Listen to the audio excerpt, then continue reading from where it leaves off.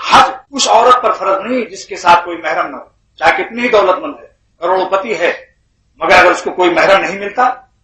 چاہے کتنی ہی زیادہ عمر ہو، جائز نہیں حج کرنا، اس پر واجب ہی نہیں ہے، فرض نہیں۔ لیکن آج کیا ہے، بس عورت تو بڈھی ہو گئی ہیں، نانی جا رہی ہیں ساتھ میں، کوئی محرم ہو ساتھ میں، کوئی حرج نہیں۔ اگر آپ کو بہت شوق ہے نانی اماں کو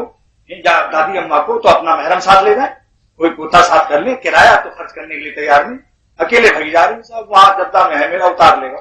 اور راستے ہی میں اگر کوئی بات ہو جائے تو کیا ہو۔ حضرت مفتی شفیع صاحب رحمۃ اللہ علیہ فرماتے ہیں کہ میں نے ایک بڑھیا کو بہت زیادہ عمر سمجھ کر، اور میری بیوی بھی ساتھ جا رہی تھی، میں نے ساتھ کر لیا جہاز میں، لیکن وہاں اتنی بیمار ہوئی بیوی بھی اور بڑھیا بھی کہ دونوں کو مجھے پکڑنا پڑا، ہاتھ لگانا پڑا، تب میں نے کان پکڑا۔ مفتی صاحب فرماتے ہیں کہ شریعت کے مسئلے میں یہ راز ہے کہ ہو سکتا ہے کہ آپ کی بیوی بیمار ہو جائے، وہ بھی بیمار ہو جائے، اب دونوں کو لاتے ہیں پیٹ پر حادثہ، بولو ایک گود میں بیوی صاحبہ کو گود میں اٹھائے ہیں، دوسری گود میں اس نامحرم کو، مسافرت میں کیا حالات پیش آ سکتے ہیں۔ اس لیے شریعت کہتی ہے کہ بس واجب ہی نہیں، اور اگر آپ کو شوق ہے واجب ادا کرنا ہے تو کرایہ نکالو، بھائی کو ساتھ لے جاؤ۔